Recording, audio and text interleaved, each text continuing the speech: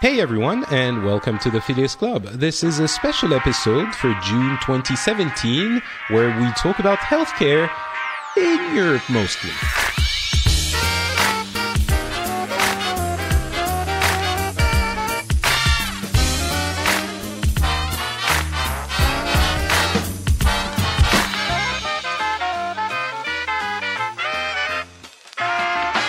Hello everyone, and welcome back to the Phileas Club. The Phileas Club is, as most of you know, I'm sure, a show where we get people from different parts of the world and different cultures, different countries, to get together and talk about what's been happening in the world in the past month or so. That's the regular episodes we do, and they're fascinating. You should go and listen to those too. But for this one, we're going to be doing a special, and specials are where we have a one-on-one, usually conversation about a specific topic. It might be life in a country that many of us are not familiar with, or a kind of political leaning that we're not experiencing in our daily life, or all of these kinds of specific topics that we like to cover, to explore I almost said alternative, but it's not alternative viewpoints. It's really just other viewpoints that we might not be exposed to often. And in this one, we're going to be talking a little bit more about healthcare, specifically in Europe. And I'm going to get into why in just a minute, why I decided to do this episode. But first, let me introduce, myself. My name is Patrick Beja. I live in France and Finland. And my guest today is Bruce Woodward, who has an interesting story and history. You were in Zimbabwe and now you're in the UK, in Scotland. Yep. How are you doing, Bruce? I'm doing fine, thanks, Patrick. So before I get into why, how, when, all of this for this show, can you tell us just a couple of words about yourself to situate the listeners? I work in healthcare. I actually work for a council in Scotland. I live in Scotland. I used to live in Zimbabwe. I've been living in Scotland for about 4 or 5 years now, and I currently work in health and social care. So I've got a bit of an understanding, and I had a similar reaction to many people, I think, to your previous episode. Previous episode, yes. So, let me tell you a little bit the thought process I went through to when I decided to do this one. We did talk about healthcare in the previous episode. It wasn't the only topic of conversation, but we did address it quite in a lengthy segment. And it was with the presence of a couple of my conservative friends who gave their opinion on the healthcare and their views on that question. I hesitate to say issue because it shouldn't be an issue really, but turns out it is in many countries and not just the US. And we did get a lot of feedback on that episode. A lot of the feedback was, I don't want to say negative in the sense that people thought it was a bad episode, but I think a lot of people were frustrated with how we discussed healthcare. And there was definitely a underlying current of people thinking that we didn't explain healthcare and that we should have, expert understandings on why healthcare works the way it does and how the Affordable Care Act by the Obama presidency didn't work out the way it should have initially because of certain parties blocking this and that aspect of it. And I have to say, there were a few people who were understanding of the position of the conservative part of the show, but mostly it was people frustrated of the inaccuracies that were relayed. And I think I did try and call on some of those inaccuracies.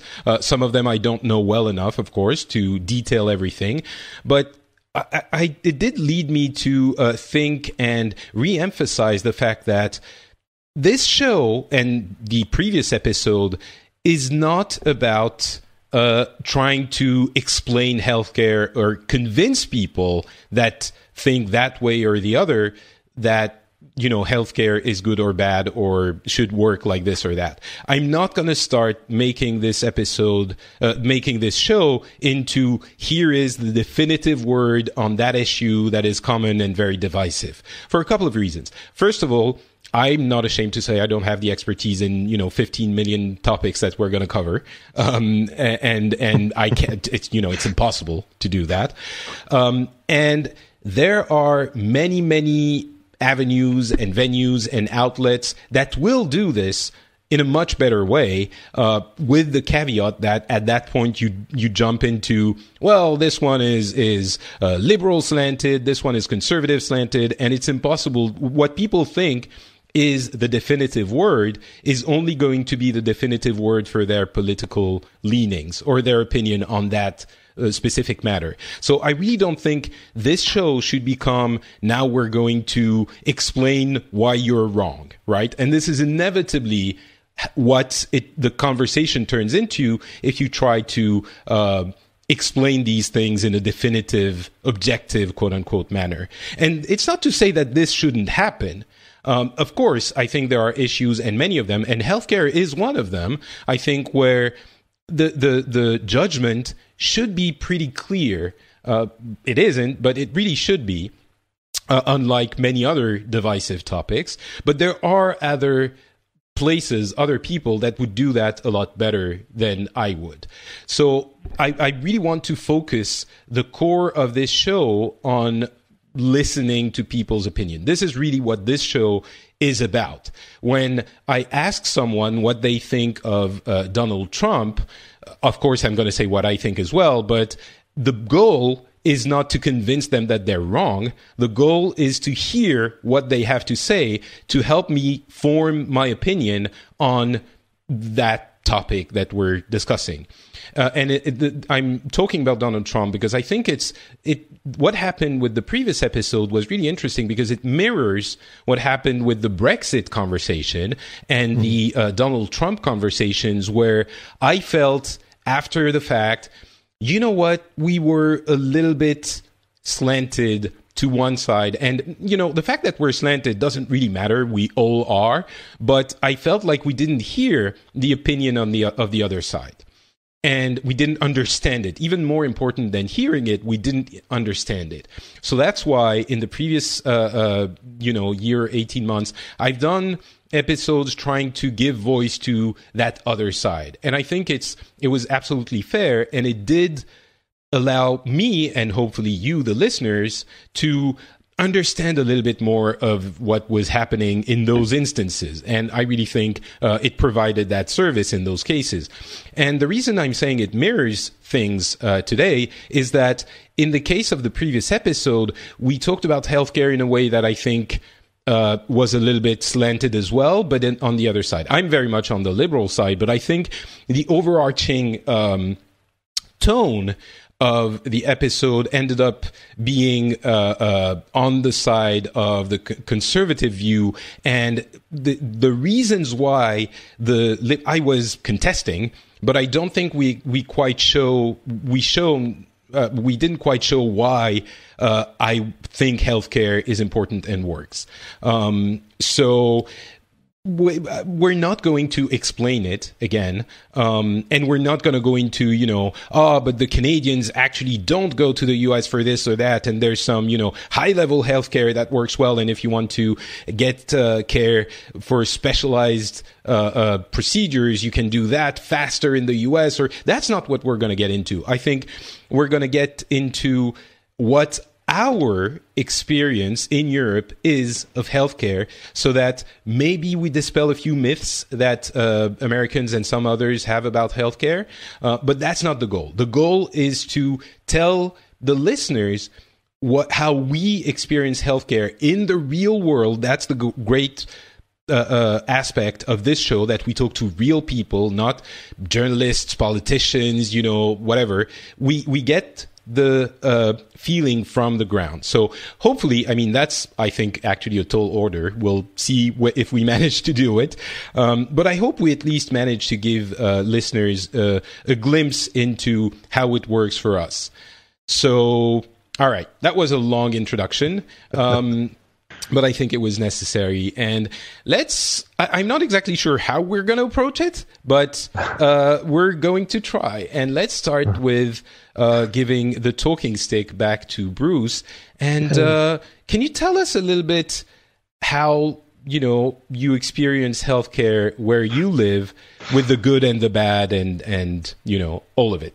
I think before I go into it, I just want to say three things I've noted while you're talking there. One is, I think it's very important not to fact check people hard, and this is not a fact check, and I'm not, what the guys said on the last podcast is not wrong. It's their experience, so I definitely agree with it. And that's the second thing is, I feel like they're not seeing the whole picture. You really need to have a look and experience how life is in different places to really, really understand what it's like. And the third thing is just a small note on what I do. I'm a statistician. I do numbers and stats, and I'm not going to present them here. I thought about bringing all sorts of numbers, but that's not the point here. Feel free to throw in one or two here and there. I could do, yeah. I mean, I can give a few headline things, but I'm not an expert on delivery, and even within my team, the area I work in, there's debates within the experts of how to deliver healthcare, and there are moral issues around where the money should go. And that's a big question in itself. So I think what I will speak about is the overarching figure of, I think the Americans call it single payer, but it's what we in the UK have is the NHS, the National Health Service, which obviously was founded back in 1940 something, 48, I think it's the year my dad was born. So 48 or 47. So, and that was set up with the view that anyone who needs healthcare can get it. It's, and it'll be the best quality that is available to the system, and it is a basic human right for people to get healthcare. Now, that was it's a very moral standpoint, and I think it's something that people after the Second World War felt was needed.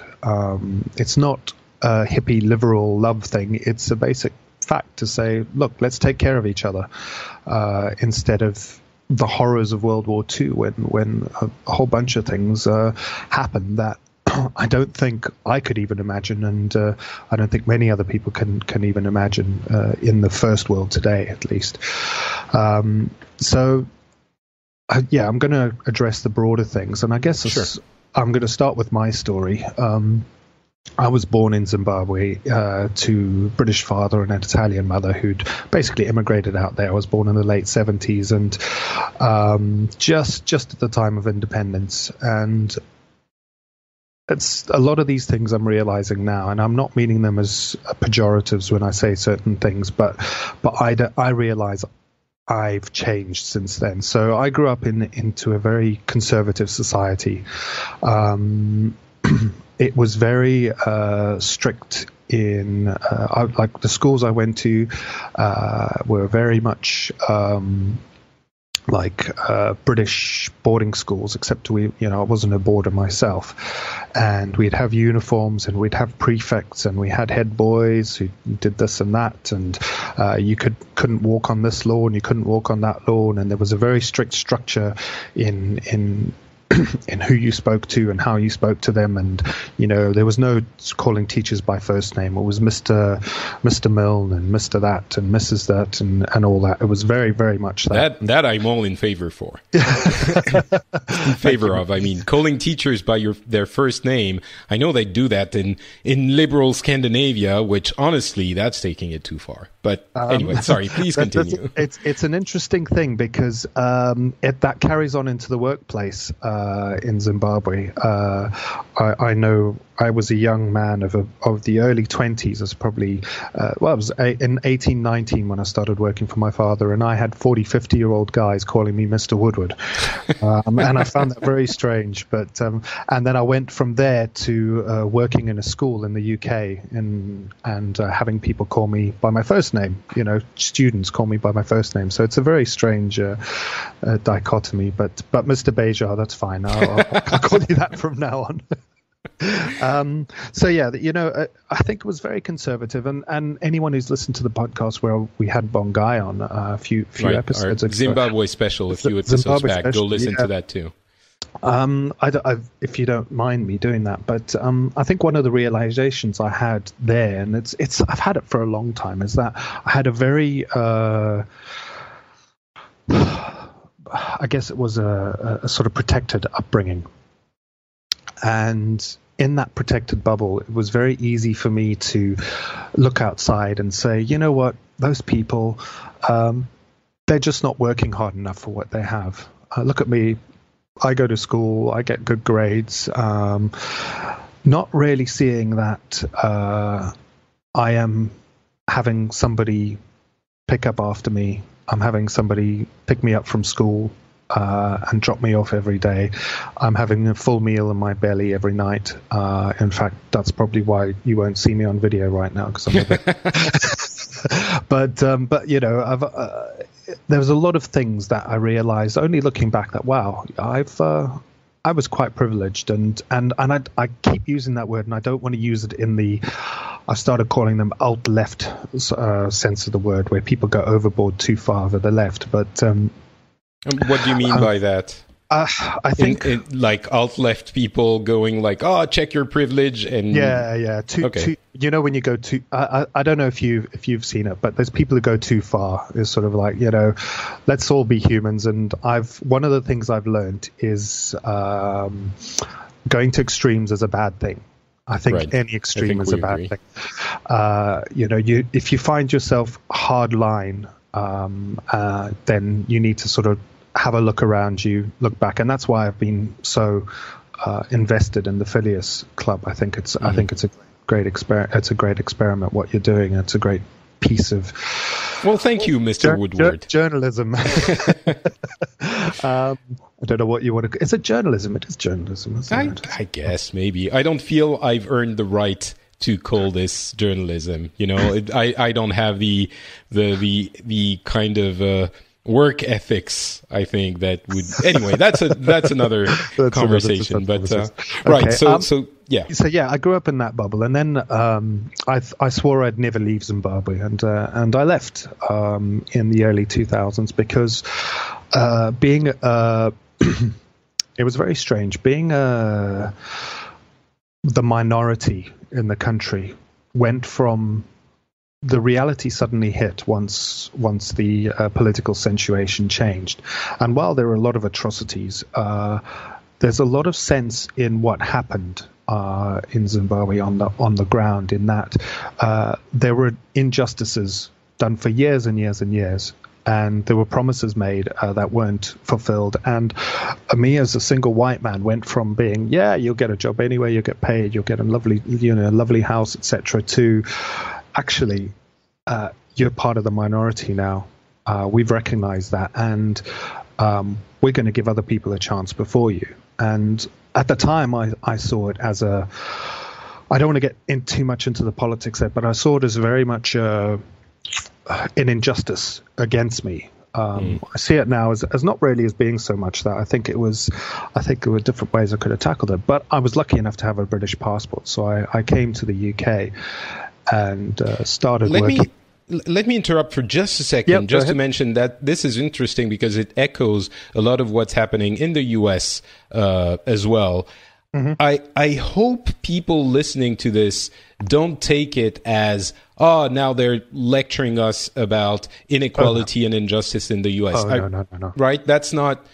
This is just Bruce, and we didn't rehearse this or talk about it specifically before. The way I understand it, this is Bruce telling you his experience. So take it as you want. If you want to think that, this is, liberal BS, or like, of course he's going to think that because that's what he went through, you're free to do that, of course. But it's still, the experience of a real person who went through something. So I think we should really take it as this testimony of someone's actual life. So sorry, keep going. No, carry on. I don't mind. And just on the back of that, if anyone wants to chat to me or debate anything, I'm quite happy to, and I'll give you my details afterwards. You've got my Twitter handle, Sure. etc. So I'm willing to be challenged, just like you are, and I think it's healthy to be challenged and healthy to discuss. So I've come to where I am from doing that. So. Who knows? Could look back at a year and say, "What the hell was I thinking? I was completely wrong." Yeah, Right. So you moved to the UK. I moved to the UK, and that's where things started to change for me, because I suddenly saw that I started working as a support assistant in schools, as a special needs teacher, and I'd always prescribed to this belief that the system in the UK was too liberal.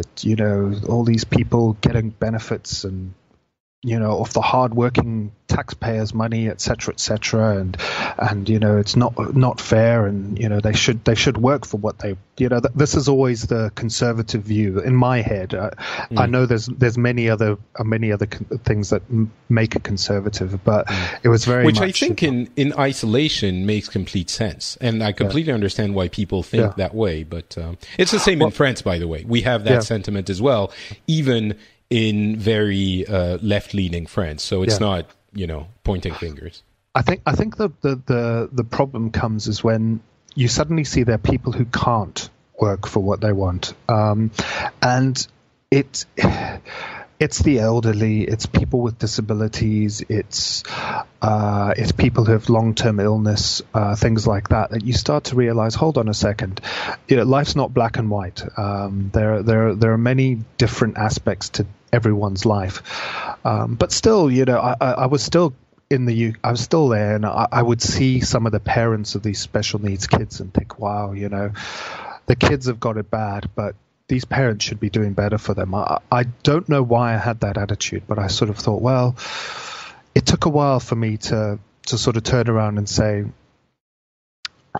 I think it was until I had kids, actually, and then I realized how difficult the job is. For me to suddenly turn around. And actually, I'll fast forward a few years, because I think I wasn't very politically leaning in the 2000s, sort of, where were we? It was about 2001. I was just after 9/11 that I came to the UK. And then it was until about 2009 when I met my current wife, Claire, and we decided, well, let's try going back to Zimbabwe to make a life there. And I'd always thought, I'm going to go back there. It's going to be wonderful. I still hadn't seen the bubble I'd been living in, up to that point. Even though I'd lived in the UK and I'd worked my arse off. I'd worked in London as a business analyst, and I'd bought a house, and I was, by all accounts, doing well, car and all that. When you live in London, owning a car is a big thing. So I wasn't well off, but I was well off enough to be able to afford a trip to Zimbabwe every couple of years, off my own back, etc., which is a fair thing, plus pay for all the nice Sky and computers and all that. So anyway, you must stop me if I'm rambling, Joe. No, it's fine. Keep going. But so you go back to Zimbabwe? We went back to Zimbabwe. My wife and I, Claire, we went back, and initially there was a lot of optimism. And I'm not this isn't to go into Zimbabwean politics, but I think ultimately after a couple of years there, I realized, hold on a second, I actually had it pretty good in the UK. The biggest thing I had was access to the NHS, and it slowly took me time to realize it, because if I had any kind of issue, I had to go to the doctor, and if I didn't have cash, there were all sorts of issues, and it wasn't so much throwing me out of the doctor's surgery because they knew me, but it cost money every time you went to the doctor, and that to me was just foreign. From being in the UK for almost 10 years, I sort of thought, well, why am I paying to see a doctor? I didn't realize then that it was completely against what I'd been thinking, if you know what I mean. So right. So you realized you had become kind of in favor of a institution like the national healthcare system. Yeah. But you hadn't realized before it was taken away, kind of? Well, yeah, and the thing is also is that I'm always into maths and stats, and one of the things I started to look at was, well, okay, I pay. I'm very anti-insurance as a whole. I think insurance is negative gambling. I think it's, I don't know, people might very disagree with me, but I think insuring things is one of the biggest wastes of money. But I'm very pro national health insurance. So it's interesting because that's strange that you're anti-insurance. So why are you pro? Well, the thing is, when you look at private insurance, at least the way it's presented in Zimbabwe, there's a couple of there's all sorts of competing issues, competing companies for insurance, and we looked into getting it for a while, and one of the biggest things was, you pay in for a year, but you can't claim any services for that first year, etc., or you can't claim certain services and pre-existing conditions. We know that term now, don't we? And that sort of thing. If you have any pre-existing conditions that included mental health issues, they wouldn't cover you for certain things, but yet you'd still pay the same amount into the insurance. And what it worked out to is we would be paying more to private insurance companies than we were to the national health, than we were paying collectively to the NHS here. So just very quick sums, we suddenly saw, well, we're paying more money for private health in Zimbabwe than we were for the national health contributions we paid in the UK. And but that's a common, I mean, I think even the people in the US who don't like the single payer, the single payer system, know and understand that you're going to be paying more to insurance companies than you are to a single payer, but at least you choose whether or not you want to. And still, so I'm keep going. I'll add other things. The upshot of it was that we realized that we couldn't afford to pay for insurance, medical insurance. So we thought, well, look, you know what, we won't pay for it, but we'll pay for individual things. So when we went to the doctor, we'd pay $50 US a shot, every time the doctor saw us, etc. And then it worked out to be cheaper for us to do it that way, and that was a choice we made in the situation we were in. But one thing we weren't prepared for was that when we decided we want to have children, we realized that in order to get covered to have that child, we would need to be insured for a whole year before we even got pregnant, before we initially got pregnant. I don't know if that works that way in America, but I'm that's hoping the way not. it was. But that's the way the insurance companies work. They say, if you're looking to get pregnant, they wanted us to be on their books for a year, right? So that we don't just start paying insurance just to get pregnant, because the cost for a normal pregnancy, straight out the box, no problems whatsoever. That was a very unfortunate way of putting it, actually. It worked out to $5,000 US. Now, I was making about $1,500 a month in Zimbabwe, so $5,000 US. That's a significant just for a normal pregnancy and no complications. That's assuming there's no complications. I think it was 1 or 2 nights in the hospital at the most, maybe just 1. And we thought, wow, okay, my personal situation, and I'm filtering it out just for my personal situation with healthcare now. I'll expand in a bit, but my personal situation was like, okay, well, maybe we should have taken insurance 2 years ago, but we haven't. And now we're in a situation where Claire got pregnant, and we thought, wow, we either have to scrape this money together or look into our choices. Go. It's, I think this illustrates one of the issues with not having compulsory insurance for everyone. And that's something I tried to say in the previous episode. You don't know what's going to happen to you. Yeah. And you make choices.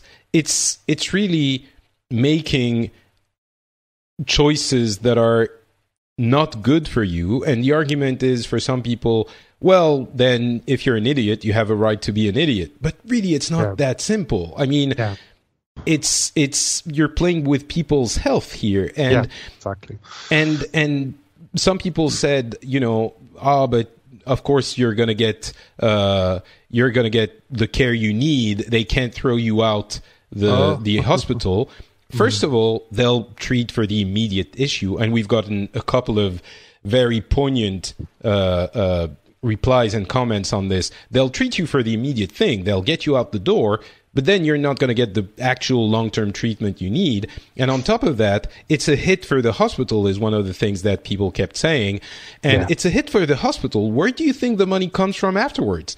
They're going to make other patients pay more, to compensate for that. So it's, it's not it's not a good system. But so can you finish? But let's get back to how it works in the UK and if you're in Europe afterwards, which you're comparing. I'll go back to just the way I think Zimbabwe is probably a little harsher than it would be in the US. I think there's more backup systems in the US, but in Zimbabwe it is literally, if you cannot pay for the private health, you go into the public health system, which as you can imagine, is not that great. It hasn't been that well supported, and can be an issue. And I do want to talk about how the public system works in Europe, at least my experience in France, because I want to dispel a few misunderstandings or wrong ideas, but we'll get into that. We can definitely go into that. That was my experience, and I know people listening are going to say, like you say, oh well, should have planned ahead and should have made this and should have done that. Hey, this is Zimbabwe. But I think it illustrates to me the health, the paying of the having to get health insurance. It's like you said in the last one when you talked about car insurance. People are forced to pay car insurance because it might affect someone else. And this is the issue, was that we decided we got pregnant. Now, it's not that child's fault that me as a parent decided not to get health insurance. It's not that child's fault. It's not my son's fault that I'm an idiot. But it's them who are going to suffer the consequences if something goes wrong in the pregnancy. Most likely, that child's the one who's going to have the issues. And I've seen it in Zimbabwe where somebody is in a car crash or somebody has a health issue that's nothing to do with their life choices. You might argue any number of things are to do with their life choices, but they're then in a situation where they desperately need health care. They desperately need to go to hospital, and they don't. And they end up either dying, which happens. It was mentioned that people aren't just left to die, but somebody who is old, maybe 60, 70, sitting in their home thinking, oh, I've got a bit of a pain in my chest there. Well, I'm not going to go to the doctor or the hospital because I don't want to have to pay all the money. So he's just going to sit there in his chair, and 24 hours later, somebody will come by and realize, the poor guy's died of a heart attack, which could either that prevented. Or, long-term illnesses or something you should get treated, you don't. Or I mean, it really feels like we're being.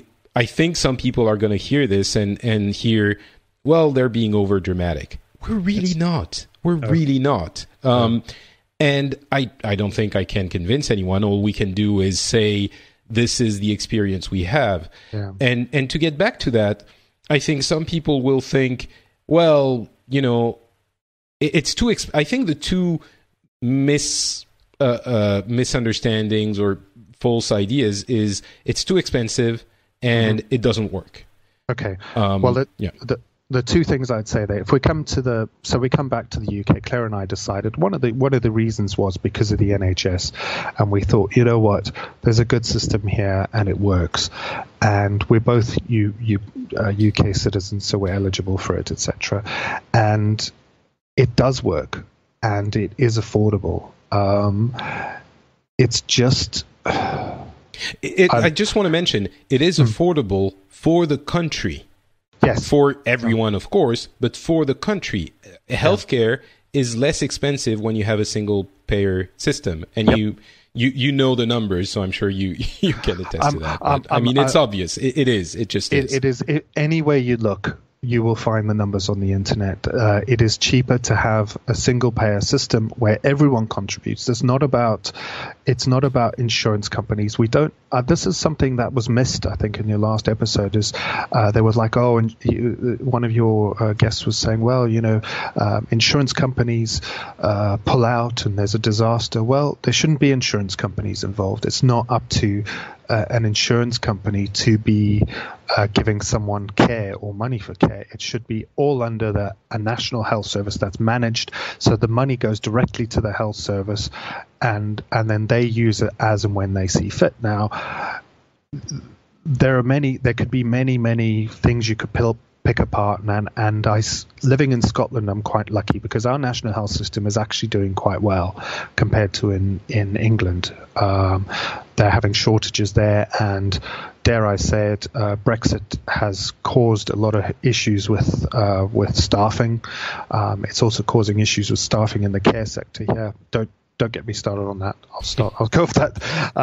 But it is affordable, and I had the figures here, but they're not here for the actual healthcare. I don't know if you're interested in knowing the different. Sure, you can give us a couple of figures just to illustrate, but. I've lost the document, Patrick, but carry on. Yeah, so the fact that it works from a financial standpoint, I think, is difficult to dispute with any kind of seriousness. And we did make that point in the last episode. I think something that was mentioned a few times was in different forms but it doesn't work. There's this big fiction that you don't actually get good healthcare in these kinds of systems, with the idea that it's very slow and people from, Canada come down to the US to get healthcare, which, no, it's not really that, a few people might do it for specific procedures, or if they have a lot of money, they'll get in front of the line for some things. But overall, it's a mischaracterization to say Canadians want to get their healthcare in the US. I mean, there are probably a few instances of specific cases that you can throw at us, but if we talk about Europe and if I talk about France, I think we need to understand what we say when we say it works. Are you going to get the best possible healthcare in the world for everyone in the country?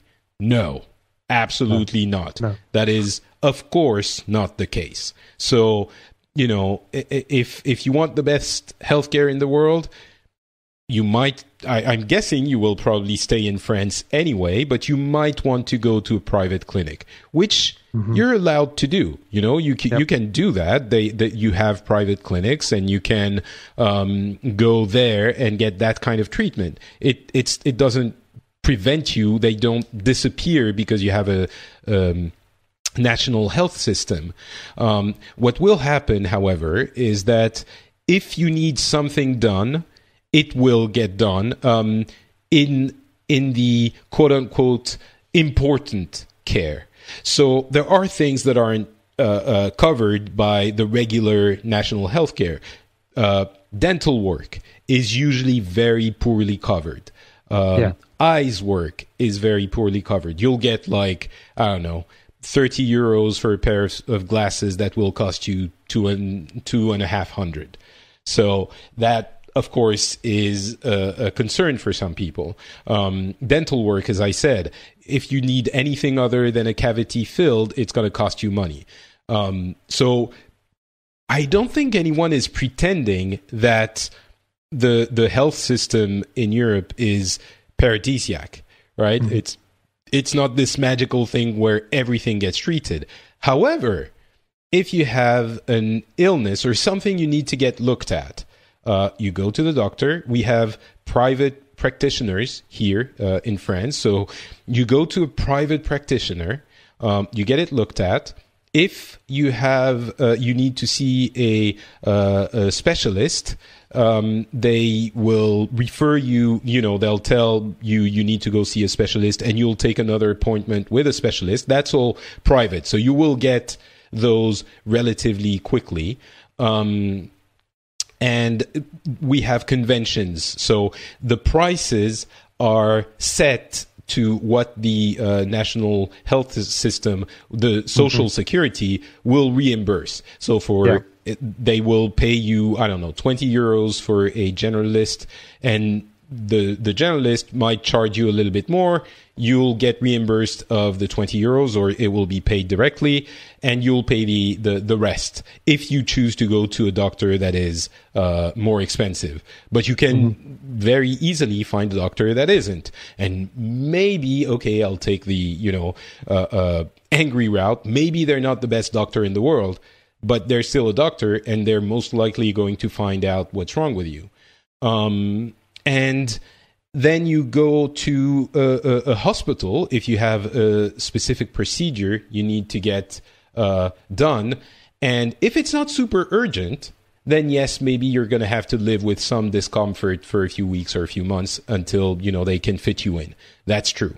Is the hospital going to be the most high-tech, wonderful place you've ever seen? Some of them might be good. Some of them might be a little bit depressing, but they will treat you, and they will treat you well.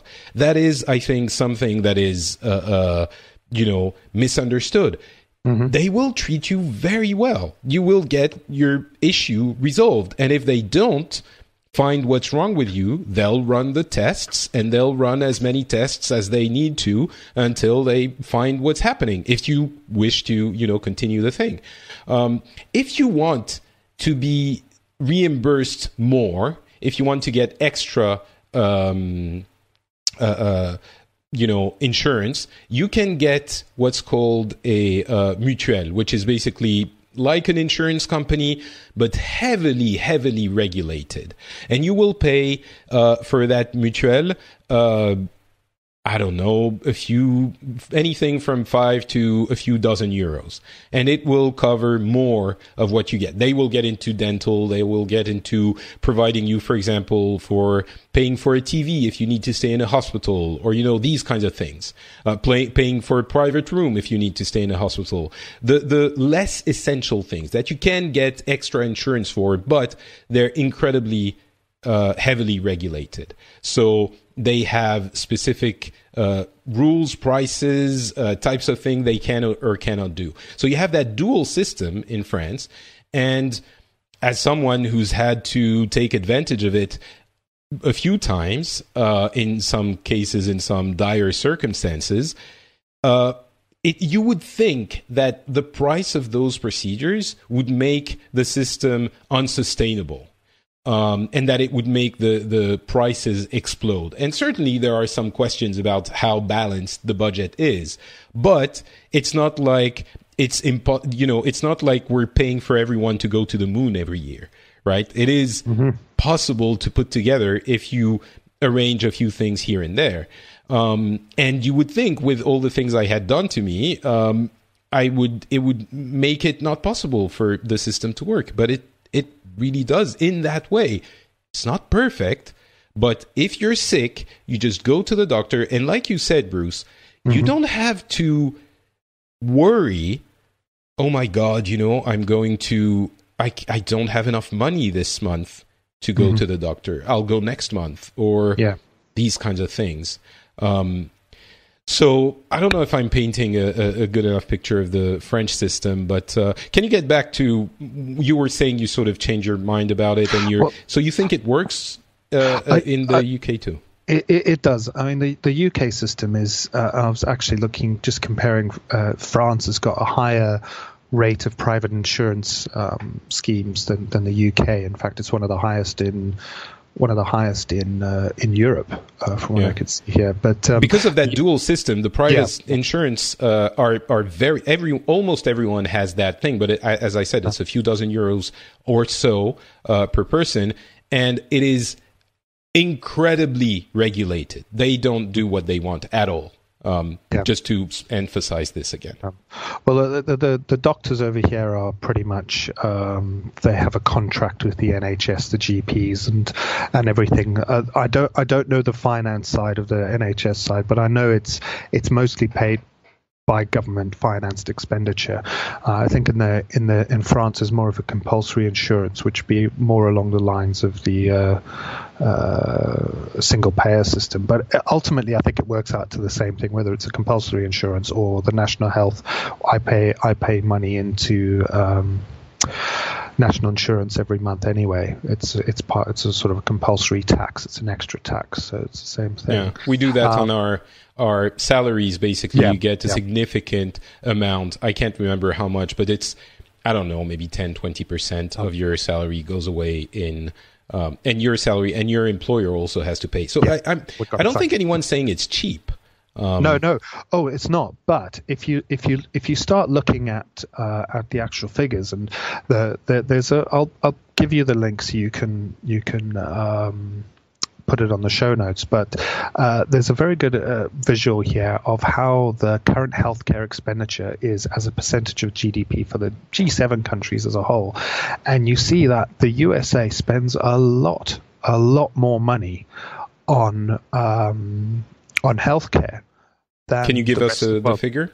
Well, in the USA alone, it's 16. I'm just looking at the graph. I don't have the actual numbers, but it's just over 16% of healthcare expenditure as a percentage of GDP. Whereas in the UK, it's below 10%. In France, it's just under 11.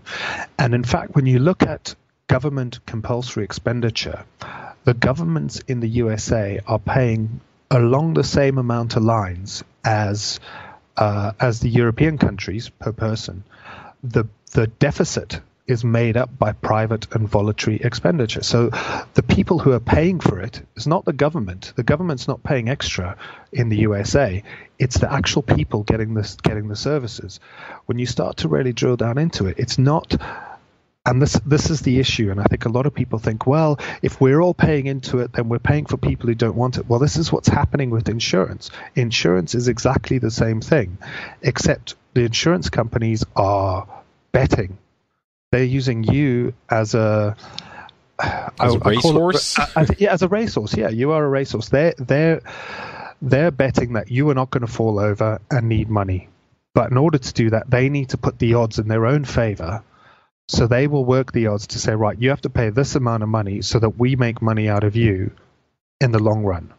So the system is inherently, and this is why I'm anti-insurance as a commercial enterprise, because the system is inherently pushed against you. It's inherently saying, we're betting against you, and they have the force of. My father wanted me to go into actuary when I first came out of school. What's that? And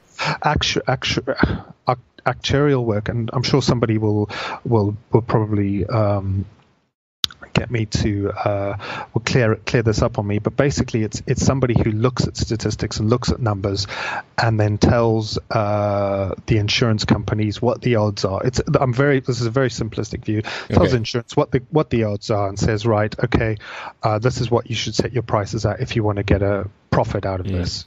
So on the NHS, there is no private entity that is involved. Well, you can get private healthcare, but you have to pay for it. And I was lucky enough when I lived in London, and I think it's a reason why the penny didn't drop for me too much then, was I was on Bupa, which is a private health insurance. And does that come on top of the NHS, or does it replace it? It's on top of it. The company I worked for paid for it, and I would get things like physio paid for. I had problems with my back. I still do, but they would. It was all paid for. I'd go to a private physio. I'd get the appointment straight away, and there was. It was wonderful. It's great to have that, but it was all paid for, and it was an extra monthly thing. It was one of my job perks, but once I couldn't pay for it, I'm not missing it. not like I missed the NHS when I left the country, if you know what I mean. So how does the NHS work? Do you go to a private GP, or do you go to a hospital? Do you have to wait for 3 weeks before you get into a doctor's office? Or no, at the moment, it's probably about, if you need to see a GP, if it's not urgent, you can see them within the week. And that's a normal doctor. Now, each area, the NHS splits the United Kingdom into different. The word's gone out my head at the moment. Into different areas. Yeah, healthcare, health. I've completely forgotten the word, but like where I am now, I'm up in Scotland. There's I'm in a partnership who are part of the wider wider NHS. Hold on, I'm going to look up the word while I'm here, because this is a problem with. So do you go to a doctor's like private office? Because here in France, they have like offices in regular apartments. They're not gathered together in clinics or hospitals. You can go, like, they have an apartment, they have a cabinet, which is an office, and you go into a private building, go to the third floor, ring a bell, and someone comes open the door, and you get into it, and they have like their equipment, of course, but so it's completely quote unquote private, and they often get together 4 or 5 or 6 people to get an apartment and furbish it for that kind of thing. But yeah, that's how it works. You don't necessarily need to go to the for the basic stuff, of course. But for the way the NHS is, the way the primary healthcare is set up here is that the doctors are set up in health centres mostly. They will have purpose-built buildings.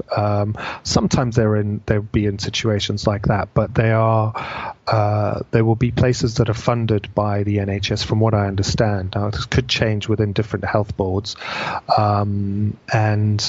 so I am assigned to a certain GP when I move into an area. So by my postcode, I'm assigned. So I need to phone that GP when I need something. I don't know how different that is, but there's a certain... So how that person specifically, you can't open the phone book, find a doctor, and go to see them, which is what we can do in France.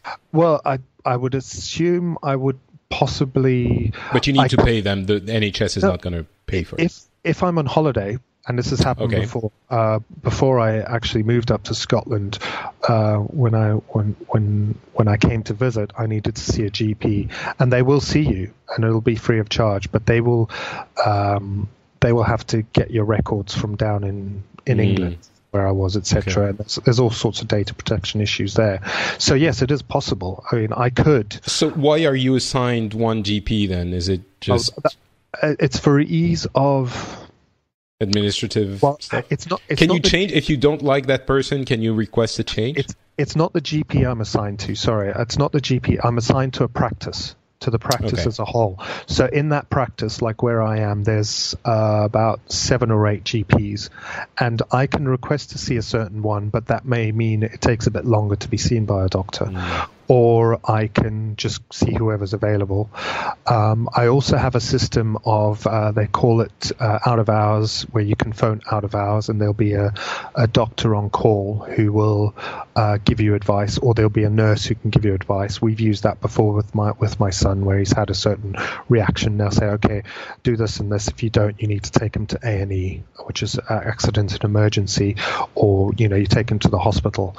And that's the other thing. So we have these GP practices that are scattered around the countryside, and then there will be a main hospital which will be used almost as a center, and that hospital is that's where we went to. They've got a maternity ward there, they've got a children's ward, they've got a mental health ward, they've got different hospitals that have different things. For certain things we have to go through to Aberdeen, which is a 2-hour drive away, and that was for the Royal. That's the children's hospital specifically. If there's long-term issues and that sort of thing. So not all hospitals will have everything, but most will have the basics you need there, and then they're referred to by the GPs. Let's say you get a pain in your chest, and you go to your GP. He runs a few tests. He sends you to a specialist, maybe. So for us, the GP will refer you to a specialist, as I said, and the specialist, you can take an appointment in a hospital, but you can also go see a private person that will, and it will be reimbursed, and that private person will also be working in a cabinet, and they will receive you in a regular building in Paris. So it's not like hospital type centers. And if you need a procedure or long-term something, they can refer you to a hospital. You will go there. In the UK, if you have a pain in your chest, go see your GP. He says, okay, you need, a procedure done or long-term treatment, like medical treatment. Do they refer you to a hospital, or do you? I think it would entirely depend on the nature. The nature of what you've got. If you've got, I've had a personal experience where I've gone in and my son had an issue, and the GP he saw us right away. We went in. It was it was almost after hours, and the GP saw us and said, "Okay, right, he's not happy with what he's seeing." He referred us immediately to the hospital. So we then drove my son to the hospital, which is about 2 hours away. Oh, no, this was the smaller hospital. It's not a small hospital. It's the hospital we have in our area. And they then saw him there, and it was only later on that he needed to be moved to the bigger hospital, where they've got the specialist care. And it was a specialist unit for what he had, and it was a very unusual circumstance. So he was taken there by ambulance. It was. How did you pay for this? Did you pay for it? Didn't pay anything at all. Right. Nothing at all. And in fact, we had to stay a couple of nights in Aberdeen, which is about 2 hours drive from here. And I was fully prepared to pay for a hotel for us to stay overnight there while he was in hospital. And there was a charity that actually paid for rooms within the children's hospital for us to stay in. So privately funded. It was privately funded charity, but one of us was allowed to stay in the hospital room with my son. So we didn't pay a thing for this. The ambulance ride, we didn't pay anything for. Nothing at all, because it's all covered under the NHS Grampian, which is the health board that covers our area. So I had, experiences with hospitals recently. My dad was very ill over the past year. And for those who don't know, he passed away a few months ago. And so he was in and out of hospitals for very serious conditions over the past, especially the last 6 to 3 months of his life. And we would go there to the hospital, get into the room. He would get a private room. It was a really great hospital. And we would pay for internet. I think TV might have been included, or we would pay for that as well. So it came to, a few dozen euros a week. Yeah. But also, if we needed an ambulance, it would be paid for, and he would come from very far away. We didn't take advantage of it because, he wanted to drive and he wanted to be driven. But we could have. And again, this is, I'm always hesitant to, I know people think there are these dingy, horrible hospitals with people who don't care about you, and I did mention sometimes they might not be incredibly beautiful hospitals, and it's true. I'm sure there are some which have, some people that have less than optimal experiences, but for us, the hospital was amazing, and the people were so caring, and the care was world class. It was. I can only mirror that, Patrick. I think the nurses and the doctors that I've dealt with within the NHS have all been absolutely fantastic. You know, that they are people who are doing. If I believed in God, I would say it's God's work. But you know, they're doing work that is just completely. Yeah, it's amazing, and the facilities also. You know, we're not. I live up in the sticks in Scotland, up in the rural areas, and we've got equipment up here. Sure, it's a 2-hour drive to get to Aberdeen for the Specialist Children's Hospital, but you know, we've got everything we need up here. There's only very few procedures that can't be done in the hospitals that are nearby, and this is all funded for by the government. This is all funded for by our tax money, essentially, because that's what our national insurance payment is. It's a slight increase in tax. And you know, to just put another element to this, because I really want to make sure people listening understand this.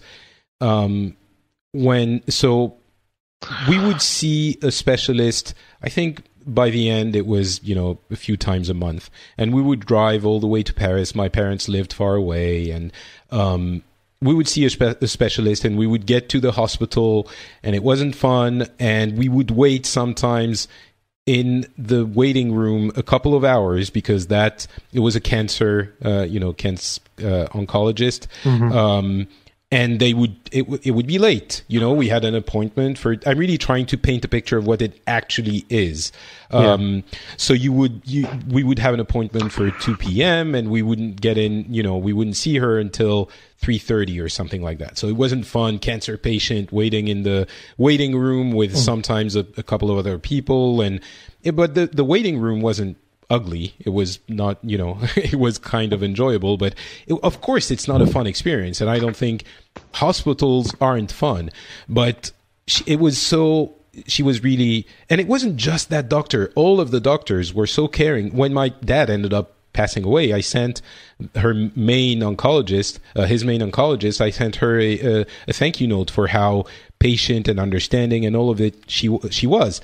And everyone at the hospital, you know, we have an image of hospitals with, you know, the overweight nurse that will throw stuff on your table and be like, oh, you do this, and doctors that don't take the time to listen to you.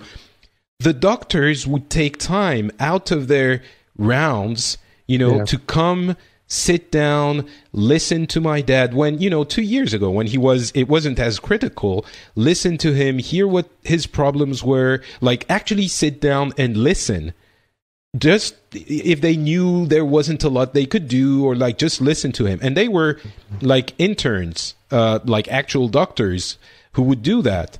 And I really, the reason I'm talking about this is that I want to emphasize the quality of the care we're getting, because I've said a number of times, you know, it might not be the best, and it's not necessarily always the best, but it's also, there is high quality care as well, and overall. So I really want to make that clear. You might not be having the Rolls-Royce service for every single person, but at least you're getting a taxi for everyone. And this is kind of how I say it to everyone. It's, you know, you're not having somebody being picked up by a limo every day, but you're getting them picked up at least, and you're getting them on their feet. And at least the guy who's driving the car is a friendly guy, and it's a clean car. And, you know, if I was to take an analogy, I think that would be one that I would use. And I think people who pay for insurance, for the impression I've got, and I haven't got any experience with the American system, but I think there's an expectation there that the more you pay, the better it is. You know, and that's insurance as well as anything. And my experience, at least in Zimbabwe, is that's not the case. And this is something else I wanted to go and say, is that when you're paying insurance for things, it's very easy, and I have seen it. I've seen it done, and I'm sure I'd like to hear if this is experience of people in America, but where people have been told by the insurance company, sorry, you're not covered for that condition. I think that's pretty common knowledge. Yeah, it does happen. You've paid in all this money your whole life, but actually we're not going to cover you for that. and they'll leave you to have to pay for it. Now that doesn't happen under the NHS. What you might have is slightly longer waiting times for certain things.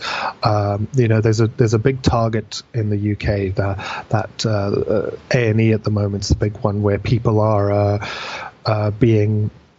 have to be seen within 4 hours when they get to the A&E service, and Scotland's doing better than England in that, and some health boards are doing better than others, and some could be managed better than others, etc., etc.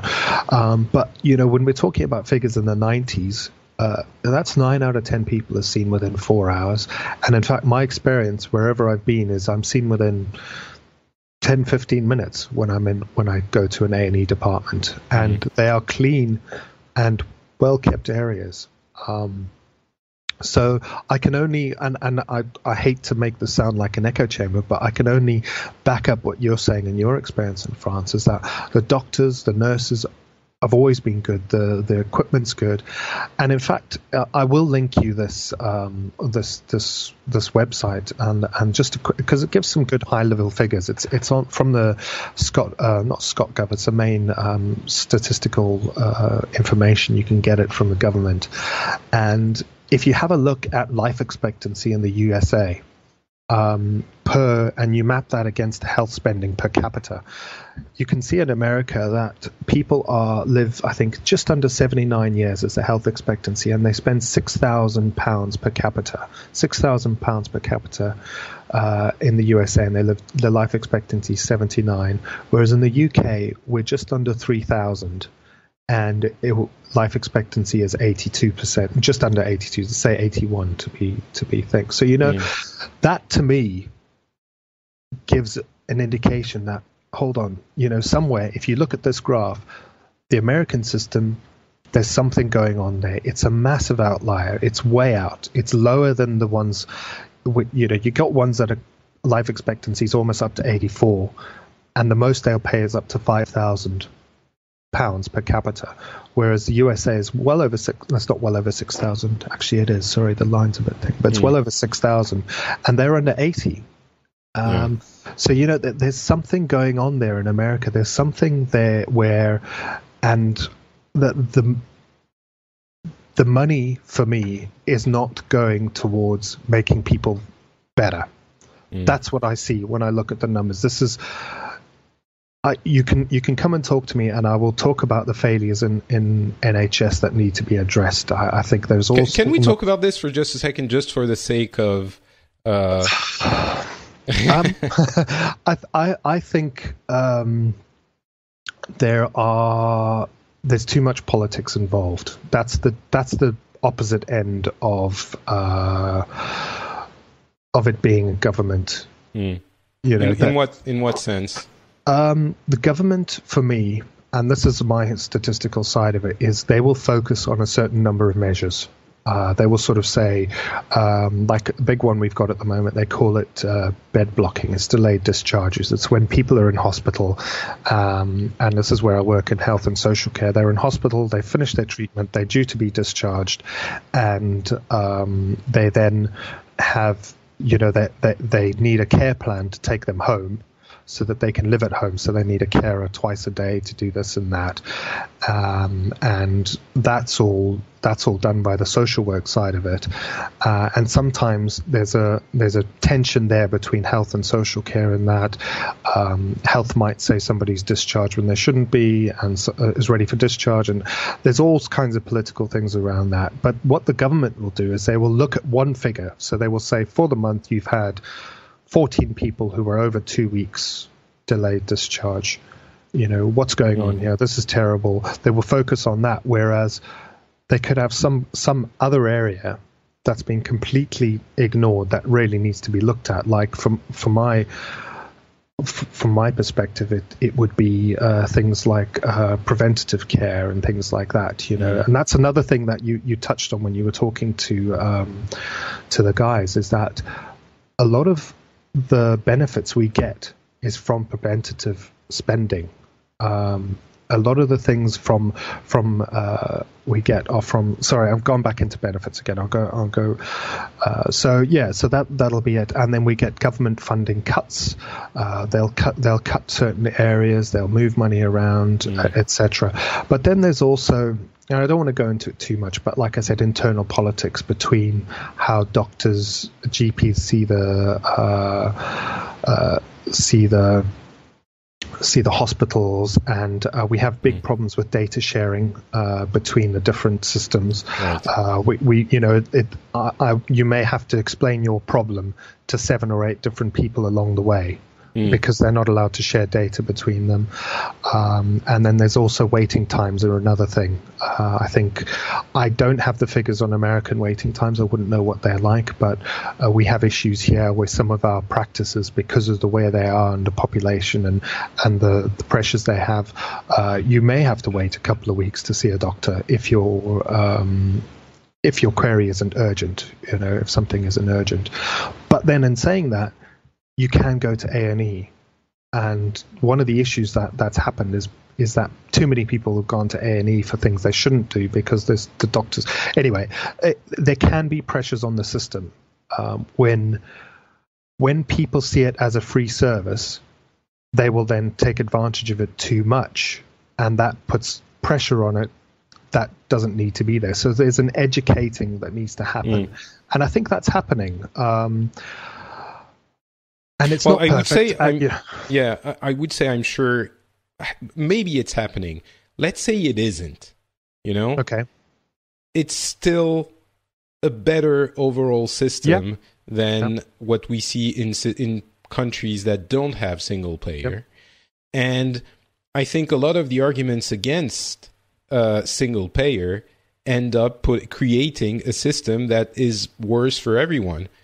Unless, I don't know, if you have lots of money anyway, it's not, there is this fiction that, if you have lots of money, you're not going to care. You're going to get the healthcare you need no matter what. Yeah. And maybe you're even going to go to professional doctors anyway, and you're not not professional, I mean like private doctors anyway, and you're not going to care about the single payer. In France, I don't think it's very much the case. I think the large majority of people go to, everyone goes to the regular systems. Maybe you're going to choose a doctor differently, but ultimately, if you have something really serious, you're going to go to the hospital, unless you're like, I don't know, a billionaire or something. But there's this idea that if you're struggling or if you're a medium income family, then having a single payer system is going to make your life more difficult because you're going to pay for stuff that you don't need. Yeah. And I don't know how to explain it, or I don't think we should repeat it even again, but that's just not true. Yes, you might not need it for 3 years, but then out of the blue, you're going to need it. Yeah. And if you don't have it, you're effed. Yeah.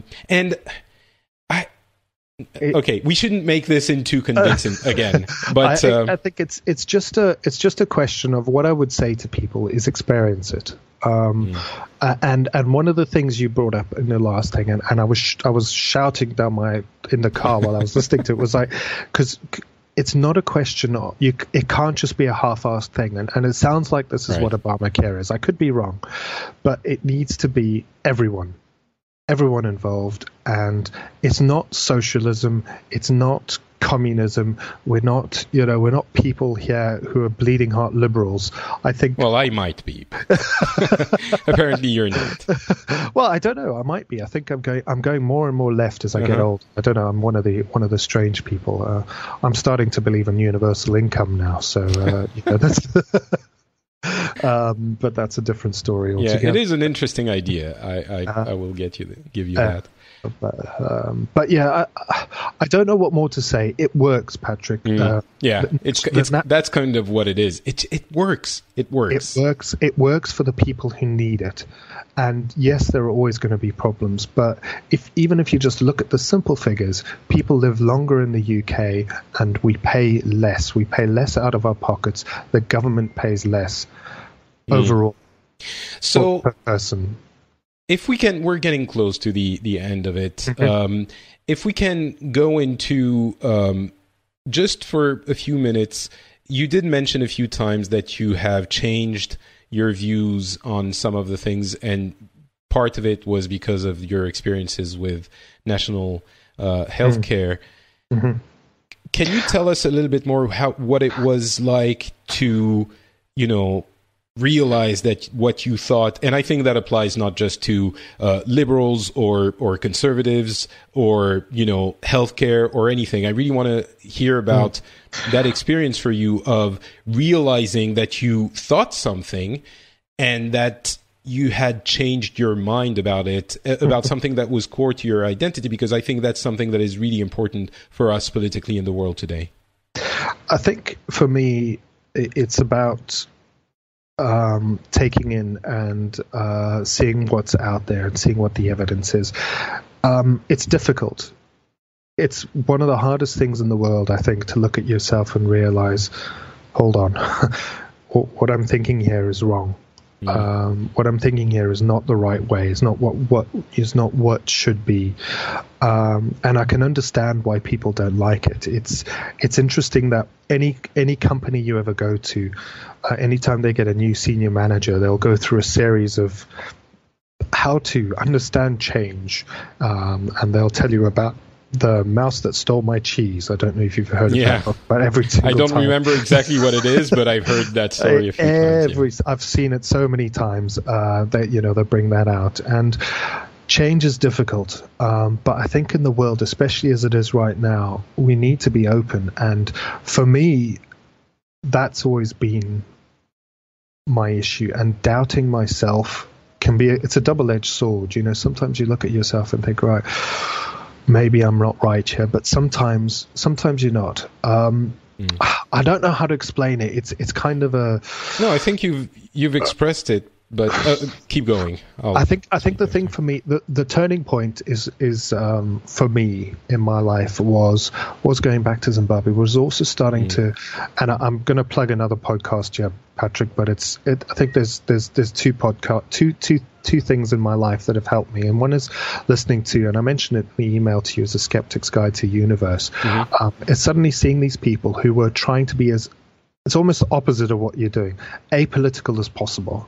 What they will do is they will say, what is the evidence? What are the facts? Right? What does the science tell us? And, how what does that mean for us as humans, et cetera, et cetera. And I used to believe in ghosts until I ran a ghost hunting company for 6 months. And really? I had to stop eventually because I realized I was conning people. There was nothing there, So, that was an example of, okay, I'm going to go out and see what there is. And I was like, there's nothing actually here. There's nothing. What's really interesting in what you're talking about is that it echoes something that we discussed a while back. It was, who was it with? I can't remember. Anyway, so we ended up saying it is the important thing is that you experience something. Yeah. Oh, it was with Wendy. Yeah. The way people change their mind is by experiencing it. And I have to say, if only when we're talking about this show, my mind was very set on Trump voters. Until I actually took the time to talk to them or to talk to one or two. And I realized, okay, maybe I'm not, it wasn't easy to change my mind about all of this. I still have very strong opinions about many of those things, including, Donald Trump himself. But the things you mentioned in passing, the idea of universal income. Yeah. It sounds ludicrous when you first hear about it. Ridiculous. And if you hear about it a little bit more, I'm not saying it's great. I think it's interesting.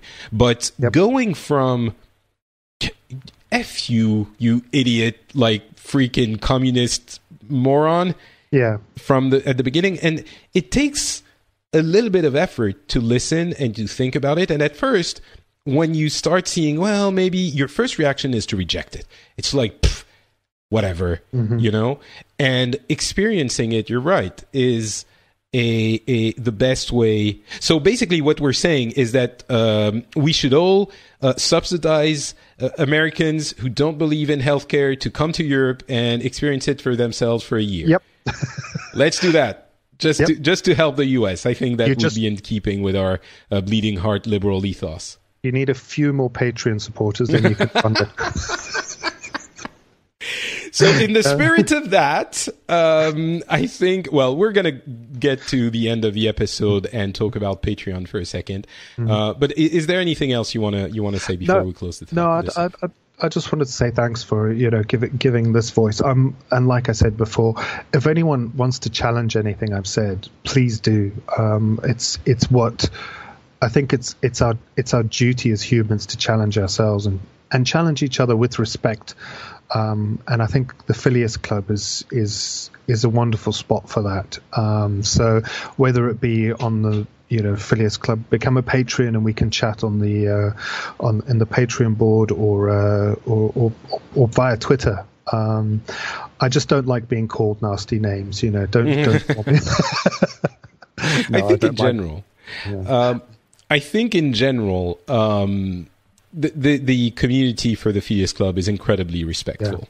And that's something I very much appreciate. So, thank you very much, Bruce. I will, of course, have your Twitter account linked in the show notes. I would, of course, like to remind people that, as you mentioned, this show is funded, much like the NHS efforts, by the concerted efforts of the ones that are concerned by the show. So you can go to patreon.com/the Phileas Club. The link is in the show notes, of course, and support the show. Again, like the NHS, you might think you don't need it, but really you do. And if you do, I would encourage you to let go of that one, double Frappuccino mocha latte if you're a New Yorker elite, or that, that 6-pack of beer you were going to go buy at Target if you're in the Midwest, and just go and pledge just a few bucks per episode. That is how we change the world, one episode at a time and one contributor at a time. Well, maybe not change the world, but help open, give interesting views to people around the world. So thank you very much to the many, many people who choose to donate a little bit of money to the show. I very much appreciate it. I say it all the time, but it's very true. This show is a labor of love. And it feels incredibly rewarding and validating that you guys decide to give me a little bit of your hard-earned cash.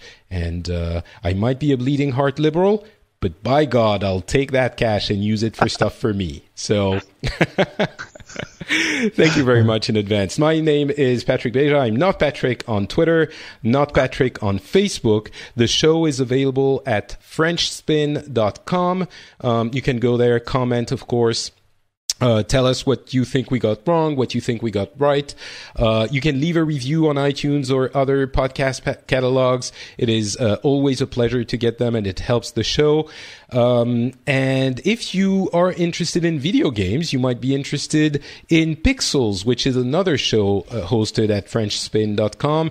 And we just had E3 go by, and that is the biggest gaming event of the year. And we had a giant episode summarizing all of it, and a bunch of other episodes where we were commentating on live on the press conferences, the many press conferences that we followed. But go check out Pixels and the latest episode number 61, where we summarize E3, and that was a blast. Did the episode with Scott Johnson, so go check that out as well. See, interesting stuff and entertainment. Well, I would venture the idea that Pixels is interesting as well, because we did analysis and explanation and geeking out, of course. So go check that out. I hope you enjoyed this episode. Please do let us know if you did or if you didn't, including on Twitter.